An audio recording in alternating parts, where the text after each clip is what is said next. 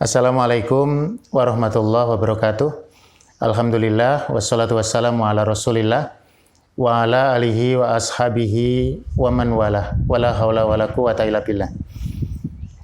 Ada satu hadis Nabi sallallahu alaihi wasallam berkaitan dengan keutamaan kalimat tauhid la ilaha illallah yang diriwayatkan oleh Abu Dzar Al-Ghifari radhiyallahu anhu.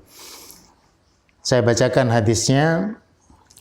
Abu Dzar mengatakan, "Ataitu Nabiyya sallallahu alaihi wasallam wa huwa naimun alaihi thawbun abyadu." Suatu ketika Abu Dzar ini sowan kepada Nabi sallallahu alaihi wasallam, beliau sedang tidur. Kemudian Nabi menggunakan kain berwarna putih. Sampai kemudian Abu Dzar pulang, kemudian datang lagi kepada Nabi Shallallahu Alaihi Wasallam dan beliau sudah bangun. Kemudian Nabi mengatakan begini, "Ma min abdin qala la ilaha illallah." Setiap hamba yang dia mengucapkan kalimat tauhid la ilaha illallah, thumma mata ala dzalik, kemudian dia wafat atau meninggal dengan kalimat itu, illa dakhalal jannah, maka dia akan masuk jannah. Maka Abu Dzar yang punya latar belakang kehidupan, dia seorang dulu pernah berbuat kemaksiatan ya, pernah mencuri itu, atau bergaul dengan para pencuri dan yang lainnya, beliau bertanya dalam satu ungkapan yang sudah sering kita dengar, wa in zana wa in saroko. Ya Rasulullah, betul dia masuk jannah tuh, meskipun dia berzina dan dia mencuri. Itu sampai diulang 3 kali. Apa betul dengan kalimat la ilaha illallah itu dia masuk jannah meskipun dia berzina atau bahkan dia mencuri? Maka Nabi SAW mengatakan, iya, wa in zana wa in saroko. Betul, meskipun dia berzina, meskipun dia mencuri.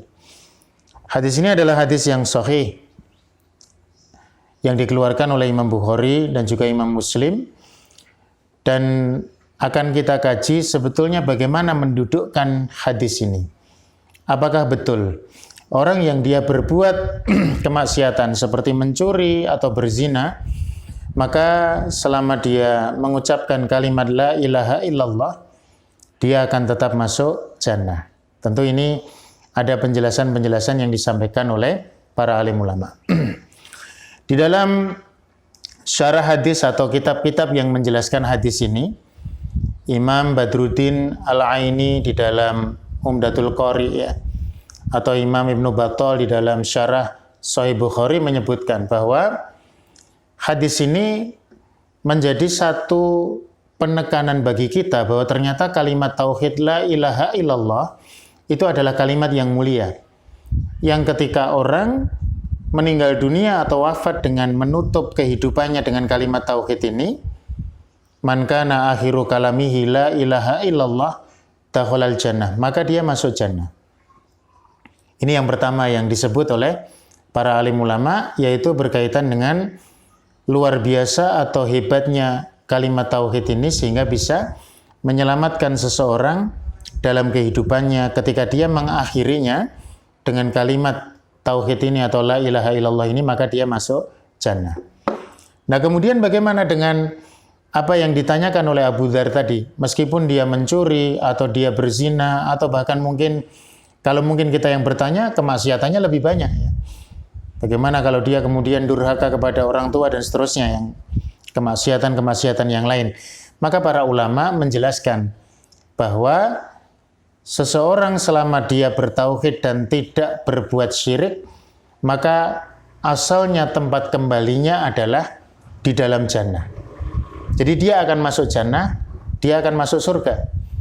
Hanya saja, kata Ibnu Battal rahimahullah, disebutkan bahwa ketika seseorang itu mempunyai urusan yang berkaitan dengan hukuk adami atau hak-hak sesama manusia, ya, orang mencuri, orang berzina, maka ya harus diselesaikan dulu terkait dengan apa yang menjadi pelanggarannya itu. Artinya, orang yang pernah melakukan zina, orang yang pernah melakukan tindak pencurian, selama dia bertobat dan tobatnya tentu dengan cara yang benar. Kalau dia mencuri, berarti dia harus mengembalikan apa yang dia curi itu. Hak sesama manusia harus ditunaikan. Kemudian dia bertobat, maka pencuriannya itu tidak akan menghalangi dia masuk ke dalam jannah selama dia komitmen kepada kalimat tauhid la ilaha illallah.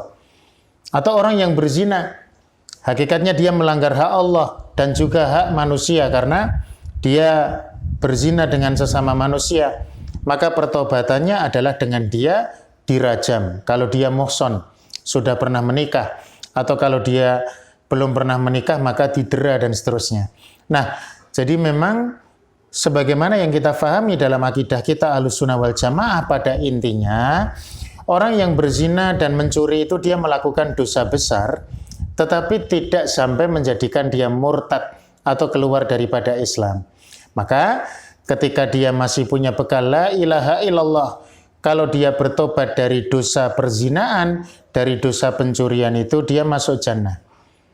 Ada pertanyaan, bagaimana kalau dia tidak bertobat atau belum sempat bertobat dari dia melakukan pencurian, bahkan memang profesinya mencuri, sehingga kan dia belum sempat bertobat karena dia berpikir matinya masih lama, mungkin usianya masih muda, atau dia suka melakukan perzinaan, atau naudzubillah mungkin dia seorang yang meyakini kebenaran kalimat tauhid la ilaha illallah, dia melakukan perzinaan, pas zina dia mati.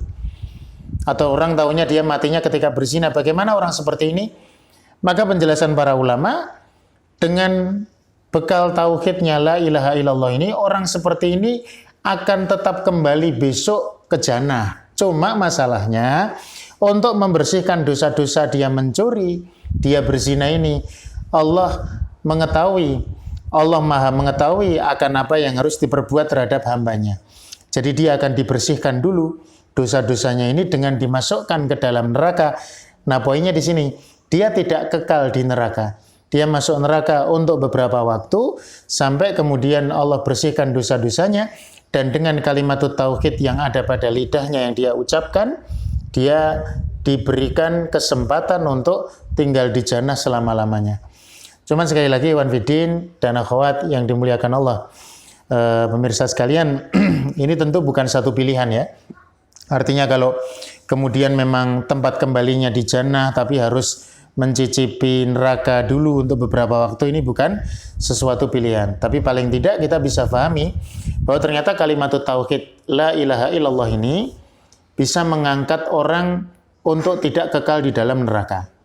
Ya, meskipun dia melakukan perbuatan zina dan juga mencuri. Dan ini menjadi poin daripada akidah kita Ahlussunnah wal Jamaah, tidak mengkafirkan orang yang melakukan dosa besar. Dosanya besar ya, tapi tidak dikafirkan, maka dia selamat dengan kalimat tauhid la ilaha illallah. Kalau dia bertobat di dunia, maka insya Allah, seperti kita tahu peristiwa perzinaan pada masa Rasulullah yang menimpa seorang wanita dari Ghamidiyah, itu Rasulullah memberikan apresiasi luar biasa. Ketika orang mencemooh dengan mengatakan, kamu itu berzina hanya akan menjadikan tanah ini kotor. Kalau dalam bahasa Jawa, ndadekke pagebluk, menjadikan adanya penyakit dan sebagainya. Tetapi Rasulullah kemudian mengatakan bahwa tobat wanita ini dibandingkan dengan 70 tobatnya atau tobatnya 70 orang di Madinah ini, maka wanita ini tobatnya lebih berat di hadapan Allah Subhanahu wa taala yang menjadikan dia tidak masuk neraka. Nah, maka tentu kami juga menghimbau kepada, mohon maaf, para pelaku zina, para pelaku pencurian yang hari ini masih aktif dengan aktivitas itu, meskipun Anda bertauhid ya, Anda tidak berbuat syirik, ini juga persoalan juga, karena kadang-kadang repotnya sudah zina syirik pula. Dia mau berzina dengan fulanah pakai dukun, ya kan? Dia mau mencuri pakai sirep ilmu syirik juga. Lah ini repot, sudah zina, sudah mencuri, syirik pula, repot itu. Maka saya menghimbau kepada diri kami pribadi dan kepada saudara sekalian, yang dimuliakan Allah, supaya kita tetap menjauhi perbuatan dosa-dosa besar itu. Tapi pada ranah vonis kita tidak boleh mengkafirkan mereka. Sebab selama mereka memang bertauhid, maka mereka dihukumi dengan statusnya sebagai orang yang bertauhid, tidak kekal di neraka, dan suatu saat memang akan Allah masukkan ke dalam jannahnya. Semoga Allah melindungi kita dari perbuatan-perbuatan dosa besar dan semoga bermanfaat. Barakallahu fikum. Assalamualaikum warahmatullahi wabarakatuh.